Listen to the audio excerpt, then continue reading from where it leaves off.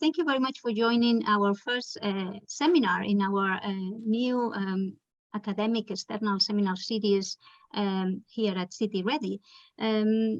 This year, we start our seminar series with Professor Andrés Rodríguez-Pose. He's an old friend of mine, and I think an old friend of many of the ones that are also attending this seminar.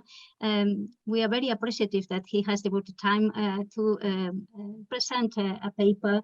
So Andrés Rodríguez-Pose is the Princesa de Asturias Chair and a Professor of Economic Geography at the London School of Economics. He has many different positions. For instance, he is the director of the Cañada Blanche Center at the LSE. And at the LSE, he has been former head of the Department of the Department of Geography and Environment. Also, he, as many of you know, has been past president of the Regional Science Association International, and also was before the vice president. And he has also been the vice president and the secretary of the European Regional Science Association. Today, Andrés is going to present a paper that is titled Alone and Lonely, the Economic Consequences of Solitude at a Regional Level in Europe. And I'm asking him to present the paper in no more than 40 minutes, so we can allow some discussions afterwards. But as you know, we will provide you with a video and a blog summarizing the main points of this seminar in the days to come. So you are all welcome to see also the video afterwards. No more, the floor is yours, Andrés. Well, thank you very much, Raquel. It's my pleasure. Thank you very much for the invitation. It's nice to see so many familiar faces, not of all friends of friends in just short here. And what I'm going to be presenting today is what I'll call a experimental topic. It's one that is together with Chiara Burlina, who is now at the University of Padova. She just moved from the Gran Sasso Science Institute. And it's a topic that when we started thinking about it, we didn't even envisage, this was 2019, that there was going to be a pandemic. But there has been a pandemic, and the idea of the role of solitude and how solitude is creating more issues throughout has become far more common than what it was before, and has thrust in a certain way the topic into the limelight. So, but having said that, the topic is highly experimental. It's a topic in which there has been relatively little research, especially relatively little research from a spatial point of view. I mean, there's a lot of work from psychology and social psychology on solitude, on the implications and impacts for the individual, but how solitude, how it affects economic performance and economic growth at a regional level is something relatively new. So what we are mainly is provoking. We are going to I'm going to present that we have faced significant difficulties in getting data, but what we are doing is launching the debate, because this is something that has become more pervasive, not because of the pandemic. It became pervasive before and has implications that go well beyond the individual, and as strong as they are, they go into the collectively and also at a territorial level, and we're going to try to look at that into Europe. So I'm sharing now my screen. So one of the things that you probably realize, especially as a result of the COVID-19 pandemic, is that solitude has been on the rise. That increasingly more and more people are or feel lonely. And when I say make the distinctions between being or feeling lonely or alone, I'm making a conscious distinction, because what seems obvious for many of you that are native English speakers or speak, let's say, Germanic languages, is far less obvious for some of us that come from, let's say, a more Latin background in our languages. Whereas in English, you can make a clear distinction between, on the one hand, two dimensions of solitude. On the one hand, being alone or living alone. So not being in the company of others and being lonely. And it's a distinction that you can also make in German, for example, when you make the distinction between allein, which is alone, and einsam, which is lonely. When you switch to my native tongue, in this case Spanish, or you switch to French, or you switch to Italian or Portuguese, it's far more difficult to make the distinction, because we do tend to have, although we have different words, but the word that dominates is solo. And you can be solo, or you can be alone, or you can be seul in French, or you can live solo, so alone, but doesn't mean necessarily that you're lonely. So when I approach, and Chiara and I both are, she's Italian, I am Spanish, come from these languages, we try to make this clear distinction between, on the one hand, a rise in the share of people living alone, and also a rise in the share of people that increasingly feel lonely, that these in combination have become some sort of an epidemic, and an epidemic that goes to before the whole pandemic started. So you can see the work there, or the citation to this idea of the word of epidemic of loneliness of Kar Burkayasta, that already in the Lancet in 2010 was talking about epidemic terms when it was distinctly far less fashionable than it is now. So traditionally, when we make this distinction, alone living was associated to necessity, or to a process that was forced upon individuals. And it normally happened in old age. So increasingly, when people lost their partner, their wives, or their husbands, most likely, when they lost a person or persons that they had been sharing their lives with, that's when they started living alone. So it happened in old age, and very often it was forced upon individuals, and it was mainly affecting people that were vulnerable, not just in terms of age, but also vulnerable in health, but vulnerable in terms of very often economic inputs. Increasingly, this is something that has changed over the last 3 decades. What has happened is that people are not living alone because they're forced to live alone, because of the circumstances. They choose to live alone. And increasingly, it's associated with far younger people, with people with a high level of education, and fundamentally women.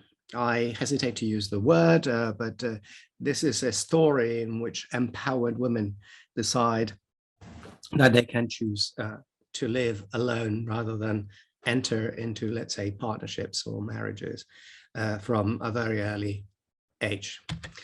This is something that has been undergoing for quite some time. I mean, there's quite a lot of research on living alone coming from the US. And here, what we find is that in the US, so with data, the most recent data that we have, around 40% of adults are living alone. And a large share of those, especially the young ones, are highly educated and with a high level of full-time employment. So these are people that actually can live alone because they want to, and they have the means to finance living alone, which is more expensive than sharing, let's say, an apartment with or sharing a household, as is the norm. In Europe, it's a bit less prominent. So 32% of 0.5% of households in 2017 were one-person households. And you can see that if we take a look at the graph over here, it is the highest group. Let me just see if I can high percenter pointer options. Yeah, you can see it is the highest level, or the highest group. It was the second group just a decade and a half ago in 2007, but by 2016, what we had, it was the largest group. And you can see that beyond the households with 2 people, the share of households actually declines significantly. And that has been one of the only 2 groups that has grown in the last decade, and it has had the highest growth from being marginally second to the 2-person households to becoming now the largest group. When we map this, what we find at a regional level in Europe is we find that there are significant geographical divides. We don't have data, unfortunately, for all countries in Europe, but we have it for most of Western Europe, the Nordics, and the Iberian Peninsula. What we find is that mainly alone living is far higher in the north of Europe. It's highest in places like Finland or Sweden, Germany, the Netherlands, France, or the UK. And it's far lower in Eastern Europe, mainly in Poland, and also in the south, here represented just by the Iberian Peninsula. To give you an idea, for example, in places like the north of Portugal or in Murcia, you have less than 20% of the population living alone, whereas if you go to places like, for example, North Holland or Helsinki or London, you are in excess of 40%. There seems to be also a strong rural-urban divide, in which alone living is far more prevalent in cities. You can see the cities, city regions popping up here, London and North Holland with Amsterdam, Bremen, Hamburg, Copenhagen, Helsinki, and Berlin coming out, and lower in general in smaller towns and in rural regions.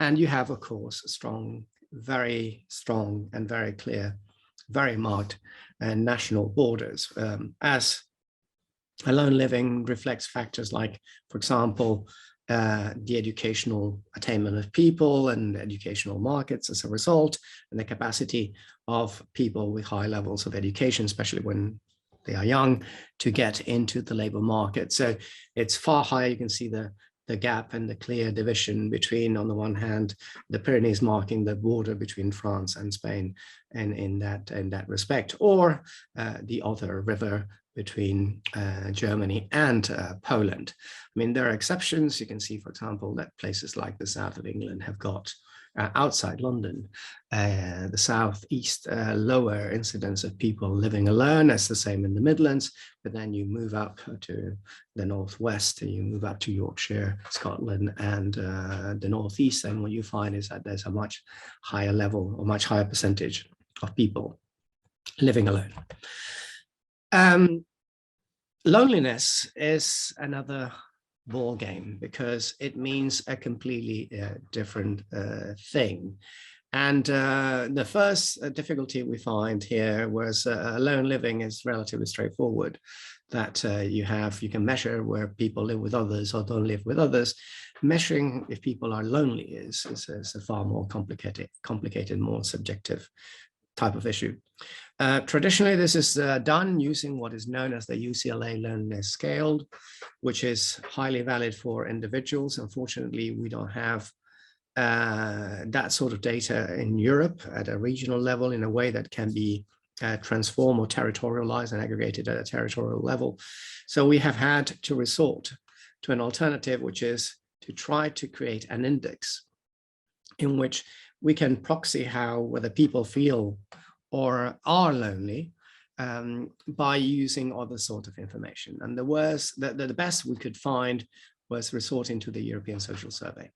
And the European Social Survey asks individuals across Europe, and these can be territorialized on a 2-yearly basis, how often do they meet with others for social purposes. And I emphasize the whole idea of social purposes. These are not meetings that take place within the household, so they don't count. These are not meetings that take place for work purposes. This is just mainly social meetings. And what we do is we measure, we have the frequency of meetings of individuals that are being surveyed, and then we aggregate, creating what we call a sociability index at a regional level. And when we do that, we come up with this map, which is, if you allow me to go back, it's a very, very different map from the map on alone living. When we measured the sociability, what we have is some national divergence. People tend to be more sociable in the south.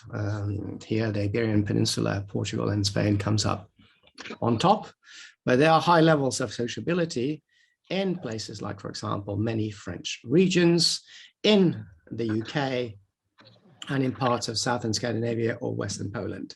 It's far lower, the level of sociability in northern Sweden or in most of Germany, in places like the Netherlands, and so on. What we also find is a far greater sort of internal polarization. I mean, there are examples here.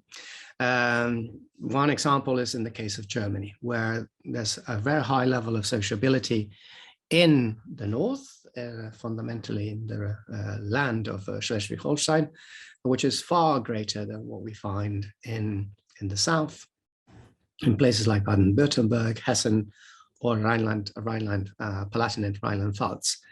The same occurs in Spain, where there's a far lower level of sociability in parts of the north, like the Basque Country in Navarre or Rioja, and far greater in certain parts of, in this case, the west, Extremadura, but also in regions of the north, like, for example, Asturias, which you have here. And in the UK, there's a contrast between high levels of sociability in Yorkshire and far lower levels in the southeast and East Anglia and in London, which is a bit in contradiction to what we have learned from, let's say, the economic geography sort of literature and the urban economics, the idea that you go to cities because you can exchange ideas and socialize. I mean, you have a lot of density there, but if you socialize less, then maybe the exchanges tend to be lower in that respect. Whereas in other places, like, for example, in Yorkshire, the level of socialization is far greater. And we also find not a very highly discernible urban, rural, big city, small city town pattern, in which, I mean, there are areas where you have urban areas where you have high levels of sociability. Madrid, for example, Brussels is another case, and places like Paris or London or Berlin, where the level of sociability is below what you find within the rest, or on average in the rest of the country, although there's significant variation across countries. So we can also measure not just the aggregate, because that's the average. We have, and this is probably more direct, well, this is more direct data that comes from the European Social Survey, in which we can measure the frequency of certain types of meetings. And here you have, there are 7 categories coming from the European Social Survey. We group them into 5 just to simplify the number of maps and make sure that it doesn't get too complicated. But I would say, fortunately, on average, most Europeans tend to meet with others socially on a daily basis. And that was before the pandemic, of course. But I had to put my glasses because my screen becomes smaller.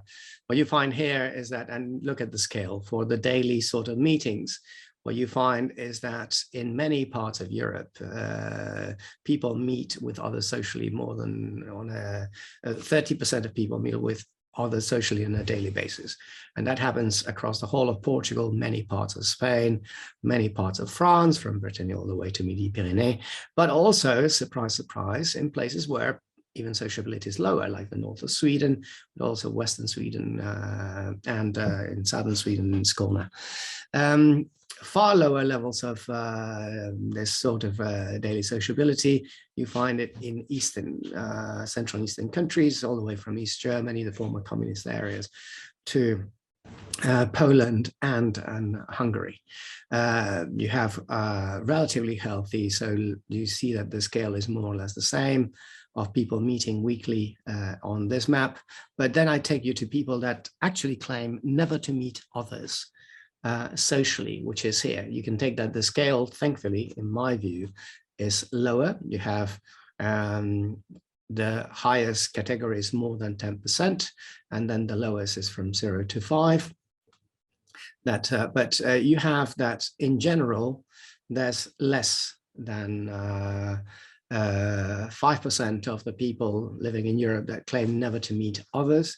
There are places that are highly sociable, like Asturias, for example, that appears here as more than 30% meeting people, other people socially daily, but also you have more than 5, between 5 and 10, never meeting anyone. And the main exception tends to be Hungary, especially the area around Pécs, where you have more than 10% of people claiming never to meet anyone. Hungary is the country. You can see also people that meet less monthly, with the bigger percentage of people that don't meet with others socially. So on the whole, what we find is a situation where in some parts there's much less interaction. And I don't want to go into this. This is but there's a book by Angus Deaton that has created a lot of much fuss, which is about the link between solitude and suicide. And this is something that traditionally Hungary with Finland has been one of the countries with the highest incidence of suicides in Europe. Okay, so when you put all this together and you have all these measurements, you can have different sort of combinations. You can have, on the one hand, people that are sociable and in company, that don't have any problems. They are not in any form of solitude. You can have the opposite extreme, people that are very often alone and lonely on both sides. They live alone, but they also don't meet with others socially. But you can also have different combinations, that you can have people that feel lonely but are not necessarily alone in their household. They share with their family, but they feel lonely. And you can be living alone, but being sociable, which according to most of the literature coming from psychology is the majority of the people, especially the young people living alone, which are people that decide to live alone, but lead healthy social lives interacting with others. When we put connection and we connect both dimensions of solitude, on the one hand, loneliness proxied by the regional sociability index, and the share of individuals living alone at a regional level, what we find is that we have a slightly negative relationship. In fact, that there are more people living alone with lower sociability, or regions with a higher percentage of people living alone tend to have a slightly lower levels of sociability. But on the whole, there's no relationship. It's not significant in any way.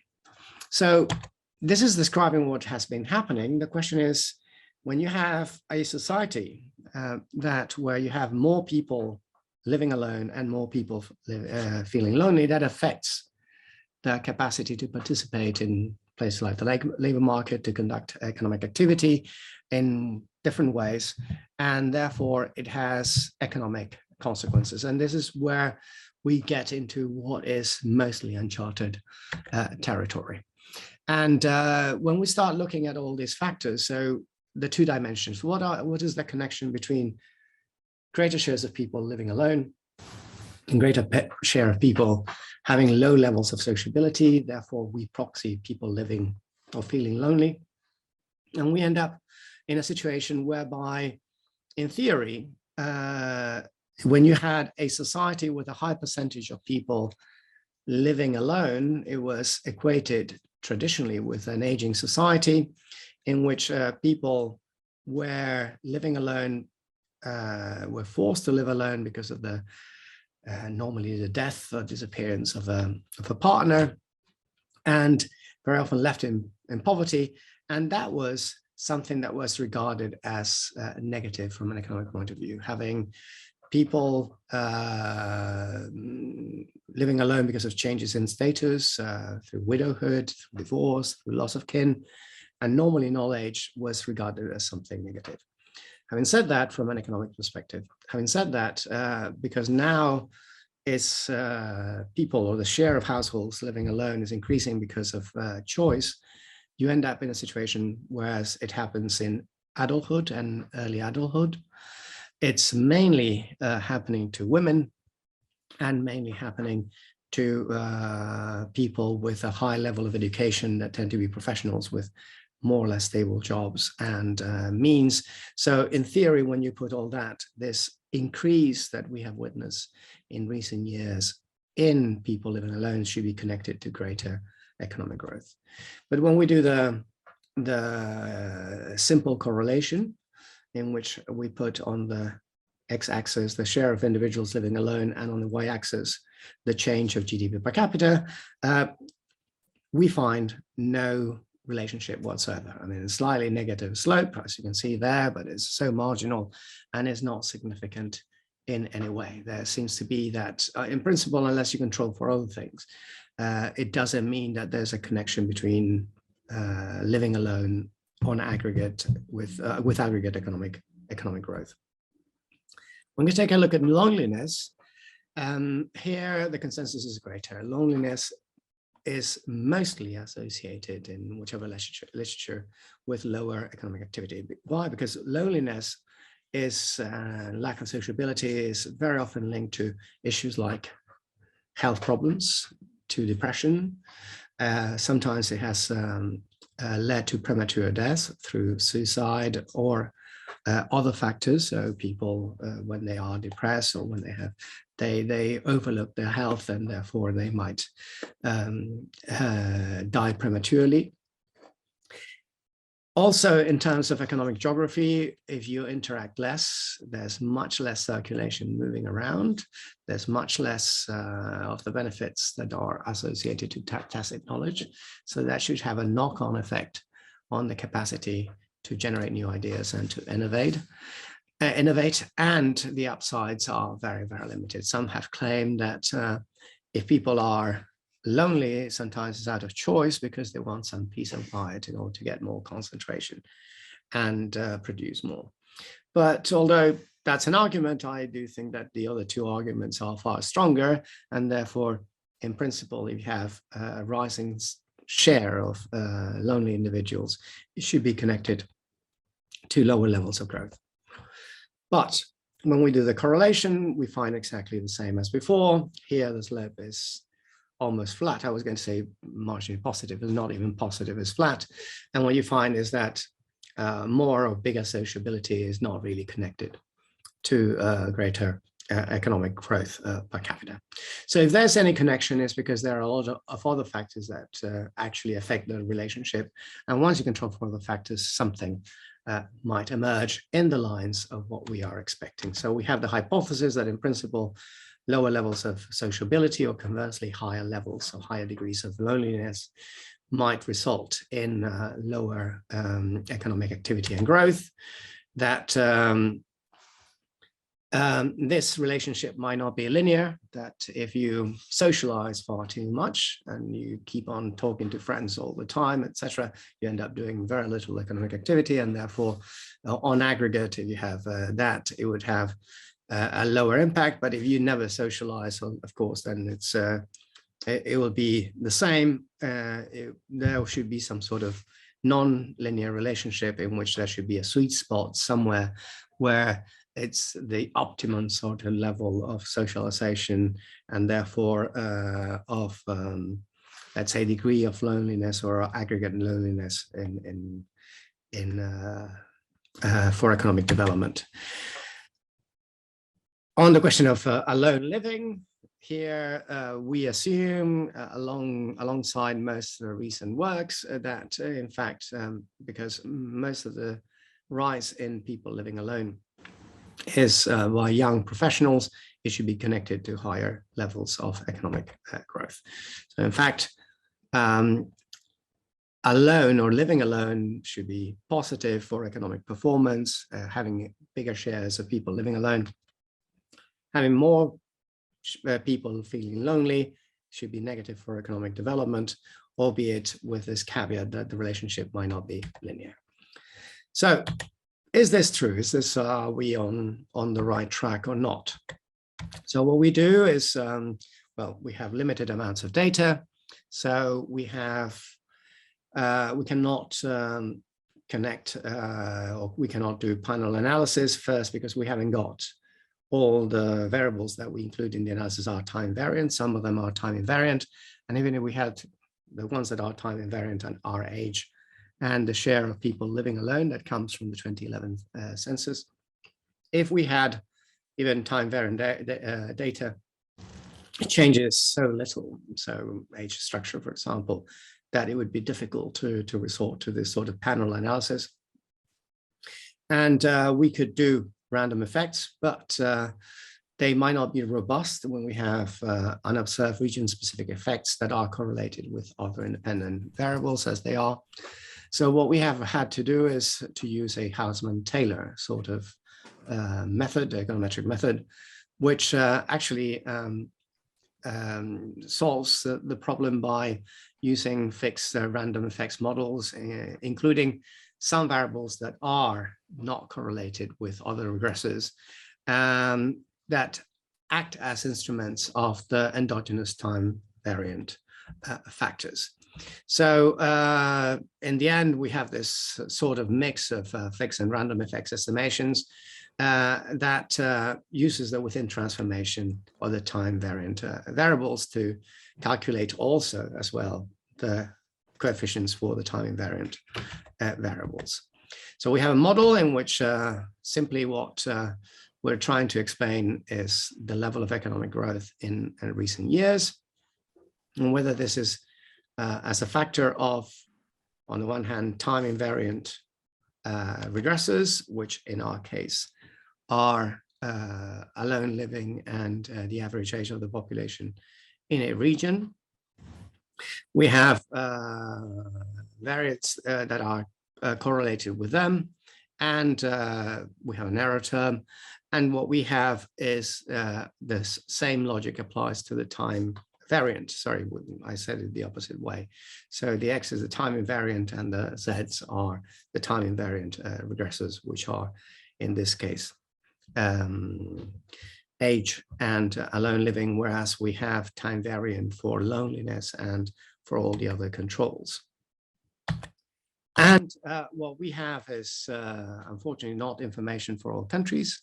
We have 130 countries, 13 countries covered, 139 regions over a period of growth of 2011 until 2017.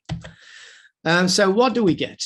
Well, we get the first thing that we have is relatively straightforward, is in general, when we look at loneliness and proxied by the sociability index, what we find is that in places where on average you have more sociable individuals, you tend to grow faster. That as well, the share of individuals living alone seems to be connected to higher aggregate economic growth. So this seems to support our hypothesis. More lonely individuals in a particular region in Europe is connected to lower growth. More people living alone, a higher share of households, households with one individual is linked to higher levels of growth. The other factor that comes out very, very strongly is that aging societies, in the case of Europe, are societies that have been less capable of growing, especially in the period following the crisis. So in principle, this seems to confirm the hypothesis, but the question is, when we take a look at different degrees of socializing, so whether people socialize on a daily basis, on a weekly basis, more than weekly basis, monthly or less, or never, where that makes a difference. So we expect that there would be a weak spot, a sweet spot, excuse me. And what we find is that it's true when you have a higher share of the population meeting with others socially on a weekly basis, you tend to grow more.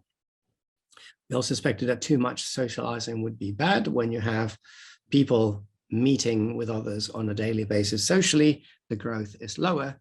And then you get to this sweet spot, which is once weekly, and then beyond less than once weekly, once per month, or less than once per month, or never, in theory, then it should become non-significant, and then it should become negative. The only exception is when we get to people that never meet anyone else or claim never to meet anyone else, people that in theory should be the most lonely. So here what we get is a positive and marginally significant coefficient, meaning that in those places where you have a bigger share of people that never meet anyone else, which we can equate in my view, but it's of course there should be more analysis into that. To nerds, to geeks, it might not be that bad for growth. In all cases, what we also find is that regardless of what you control for, the share of individuals living alone is always positively and significantly connected to higher economic growth. So what do we get from this? Well, it goes very much with most of the hypotheses that we highlighted. In principle, living alone may not be bad for economic growth, especially when the people that live alone tend to be young professionals that keep that sort of healthy social life outside the household and are very often connected with others through other means, whether it's internet, social media, or the like. So in principle, this is something that from a pure economic point of view may be welcome, that a society where you have more people living alone, if this increase in alone living and this increase in, let's say, solitude in that respect is voluntary, then it might be something that must be or can be welcome as a society. But being lonely is definitely across on the whole relatively detrimental for economic performance. That when you have societies with a high share of people feeling lonely, not socializing with others, you might have bigger health problems, you have more influence or more incidence of depression, and you might end up with situations of problems of mental health. Having said that, what you have is that having a slight share of the population that chooses to live alone is not necessarily that bad. I mean, having your fair share of nerds and geeks may be something that is welcome and needed. I put this picture over there because it does resemble some of my son has put some of his former schoolmates in my house in London in some of the rooms, and the rooms look more or less exactly like that. And I must say that I'm sharing now the house with one that I only see about once every fortnight, if at all, and he doesn't seem to be able to leave the room at all in general. So, but in the end, if it is out of choice and they might be contributing and they might have other ways of socializing that might not be considered or might not be regarded or might have not been considered as social interaction in this type of analysis. On the other hand, too much socializing as well might also be not that favorable for economic performance, because if all my socializing is done with the same people talking about, which is what I do, football or rugby or whatever in the bar, then the impact that might have on economic performance might be somewhat limited. So what we have is an issue, if you want to call it, although I'll hesitate to use the word, a problem, that is an aggregate trend.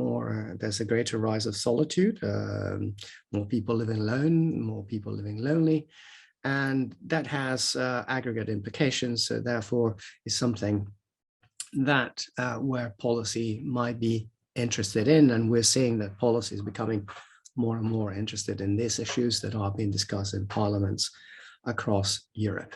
And so that we need to tread carefully. First, because the paper is highly preliminary. It's just addressing an idea and discussing it at the moment, but also because it's on the realm of the individuals. And it's even policymakers here need to tread very, very carefully in this respect about how to intervene and what sort of intervention should be done. But from this very simple, we can sort of analysis, we can start considering that perhaps alone living is not that bad. And if there's something that needs to be promoted, is not the idea of alone living, but the idea that there should be choice, that if people want to live alone, but they cannot live alone, mainly because, for example, there are labor market systems that prevent entry, especially by young people and young, highly qualified people into the labor market, then something must be done in order to encourage these people to enter the market and then be able to afford this idea to live alone. There might be others. In other cases, there has been discussion about support for renting and rents, and that's something that might be considered. So this is something that needs to be discussed, but there are some indications there that it's worth considering. What seems to be clearer is that there should be a fight against the roots of loneliness, which is now gripping, especially after the pandemic, in many of our societies, especially in order to combat its health, well-being, and social and economic consequences. And if you address the health problems and the well-being problems at the root of it, you're going to have better economic outcomes.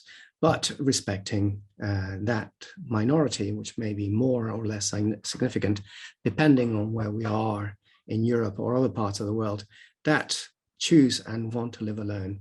And therefore, it's a situation where they feel comfortable and they are happy, and they might have other ways of not feeling lonely, rather than the traditional idea of a person feeling alone and not feeling abandoned and not understood by the rest of society. Okay, so I did it within the time allocated, my 39 minutes and 50 seconds. So I'm very, very now, I hope I raised some ideas, and I'm going to be very happy to try to reply to any other questions that you may have. Yeah, thank you very much, Andres. Fascinating. I think it's very, very interesting. And so let me open the floor for questions or comments. I know John, was very active in the chat. So John, please go ahead. Okay. So I haven't seen the chat. I'm going to open it now. Okay, thanks very much, Andres. Totally fascinating. Mm-hmm. I put a specific question about work-based sociability. I mean, it's quite a contemporary issue in the UK society at the moment, given partying in Downing Street and all the rest of it, because there's been some evidence that loneliness has increased because of the pandemic, because people who relied alone, individuals living alone, relied on work, not to talk about work, but to socialize with people from work about other things, you know, going out to lunch, chatting about other things. And the whole issue about agglomeration in cities is around not so much only directly work-based sociability, but, you know, informal, indirect sociability. So I've wondered practically how the EU survey treats work-based sociability, how it measures that, as opposed to purely domestic and home-based. So that's one set of questions. And my other set of questions are around the link to, broadly speaking, demographics, you know, mobility of people, you know, high growth places we know from a lot of analytical work have a high turnover of population, people moving in and moving out. And within that, and what's grown significantly over the recent years, is student mobility. And a lot of your differences are between educational background, but student mobility in terms of going to ways to study from home and getting a job away from home is quite geographically structured and differs from country to country. So many of your maps, you know, I was keep on thinking about demography, and I included within that, you know, ethnic mix and so on, because there are you know, ethnic differences.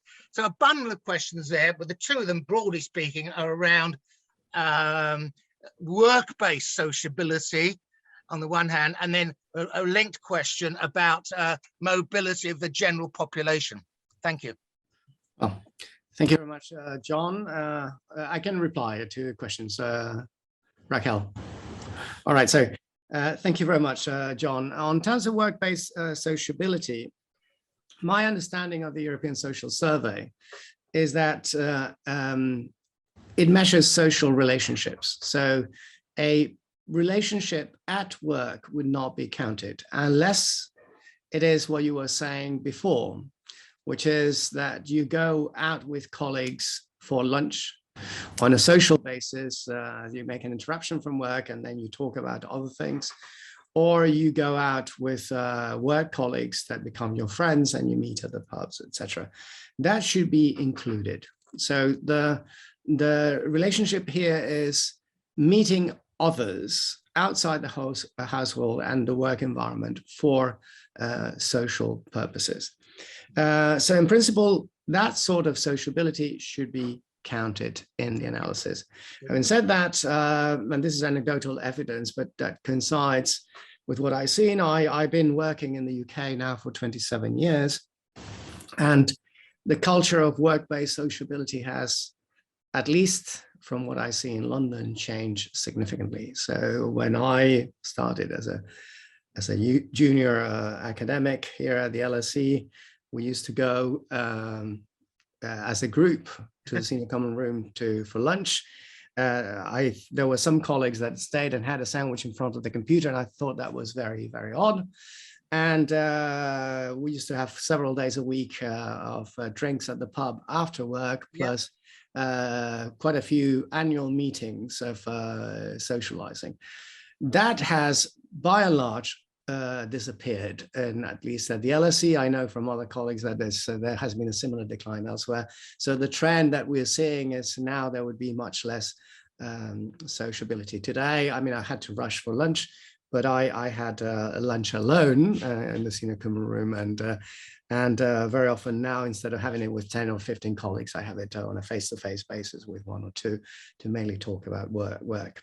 But that should be considered. On the demographics, you're right, and this is where the national context actually matters enormously, and we're seeing it much more in terms of the alone living, where you have places where there's much greater mobility. The mobility of population in the UK has been traditionally far larger than what we find in other countries in Europe, for example, Italy, which is not included, and to a lesser extent, Spain, for example, which is included in the data set. But also it reflects other types of markets. It reflects labor markets, how rigid, how flexible they are. It reflects educational markets. And in a country like Spain, which I know well, in contrast to the UK, where there's mobility by students by and large don't move, and they also don't move to look for jobs. And the problem there is also that very often highly educated students either don't find jobs immediately after they finish, or they are unemployed for relatively lengthy periods of time, or when they find jobs are a string of precarious jobs that prevent them from, let's say, change in the sort of status that we see and is the norm in the UK, or we see, for example, in the Nordic countries, where the situation is even more extreme in terms of, let's say, alone living than in the case of the UK. Thank you. Simon? Thanks, Raquel, and thanks very much, Andre. That was fascinating. Really, I mean, the novel dimensions of the study are around this sort of living alone versus loneliness.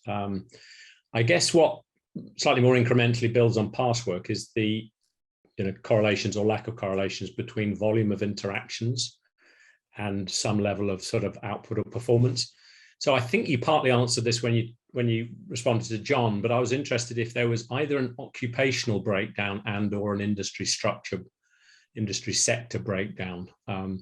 Because immediately it would allow you to sort of, I guess, address or build on past theories about levels of interaction, workplace and out of work, and the density of those interactions in terms of knowledge exchange being more or less relevant for different occupations in different industry sectors and in different spatial places. But it sounds like you don't have that breakdown, but I mean, have you thought about that? Because it sounds like a fascinating build on what you've already done.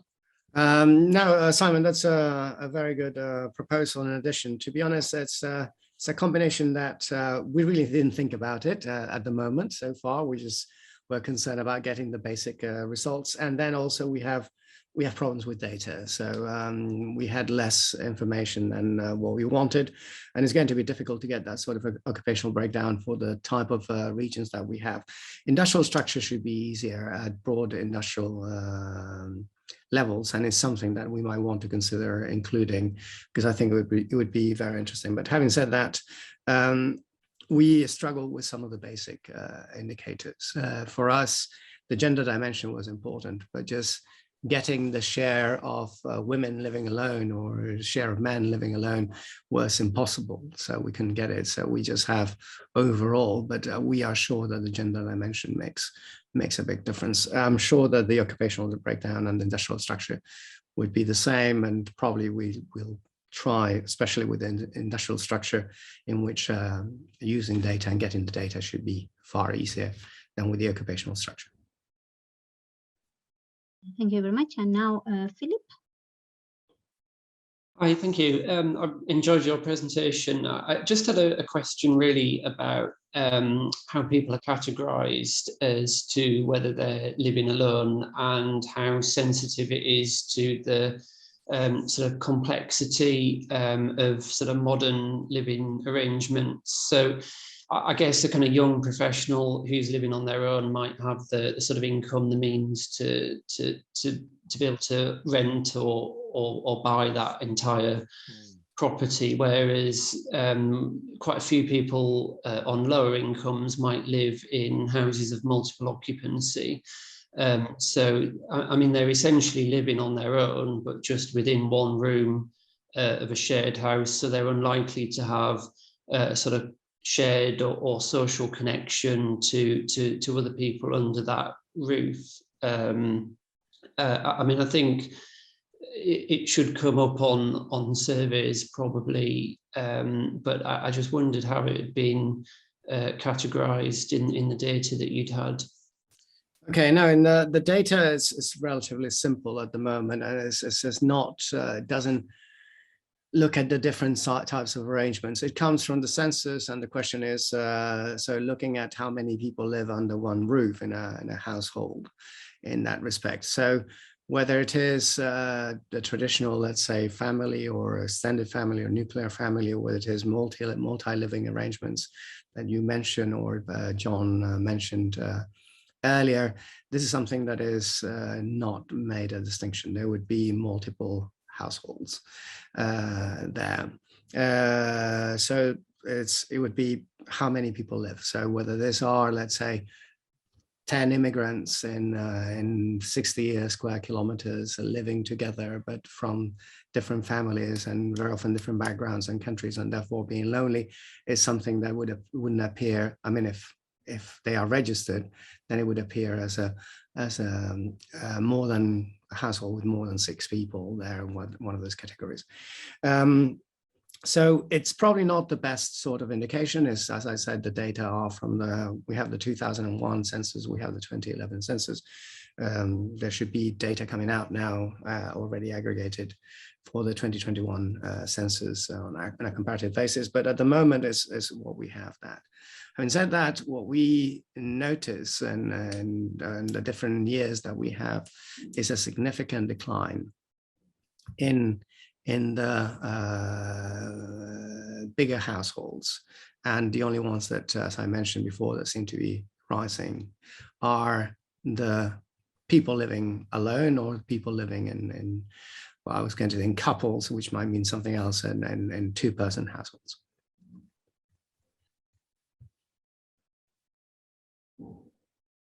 Yeah, thank you very much. I also had some comments, and I will send you an email maybe, because we don't have very much time, but probably now used to be a bit more provocative. One is about what happened with the digital interactions. So if we what happened with that? The digital socializing. So nowadays, many people, in particular the young people, maybe in particular the students that they have moved to other regions, maybe they are not interacting physically, but they are of course interacting all the time. Even ourselves now, we had so many problems with Outlook, and we were just in WhatsApp telling how to solve this, you know. So I wonder what happened with the digital interactions, and also how much do we know about the contribution of the digital economy. So maybe also considering about the digital infrastructures in those regions that they might facilitate that digital interaction. I also had a question about the distribution of people answering the survey, because I was thinking that maybe you can use like you know, moderators in terms of the percentage of elderly people in that particular region. So you, even if you don't have many elderly people eventually answering the survey, you can somehow proxy. I know that you have it as a control, so maybe some aspects in migrant or ethnic, you know, minorities or majorities in some cases, or how much all the people lives in those regions, you know, something like that, that it can be interacted with this index of sociability. Maybe this gives an indication of how much elderly people are living in that area. And another thing that I also I found that this can be very similar to, you know, in entrepreneurship, we talk about necessity entrepreneurship and opportunity entrepreneurship. So I thought that maybe we can, you can also look at parallelism about who by necessity live alone, and by opportunity, because it has the income level, can have the pleasure of living alone. So that would be nice. And I do agree with Simon, maybe adding something about the industrial structure of this region. So maybe something about the presence of services, which is aligned with a lot of literature on, you know, how wealth regions are, you know, the regions that they have higher services presence, they might be more prosperous. So maybe that could be also a proxy for showing that places that are more prosperous maybe have more people, wealthy people living alone. So maybe this can be added as another control. But I'm conscious on the time. These are just comments. And I just want to thank you for giving a paper today and officially opening this seminar series. And I also would like to take time to thank Caroline and also Liz Baines for supporting this seminar series. They have been very spending time connecting with all the speakers and potential speakers. So thank you very much to both of you to support me on preparing this seminar series. And just to let you know that in 2 weeks' time, we will have another seminar by Cornelia Lawson. And we expect you to be attending that seminar as well. So thank you very much for all of you to come today. And thank you again, Andrés, for your presentation. Thank you very much for the invitation. It's been a real pleasure.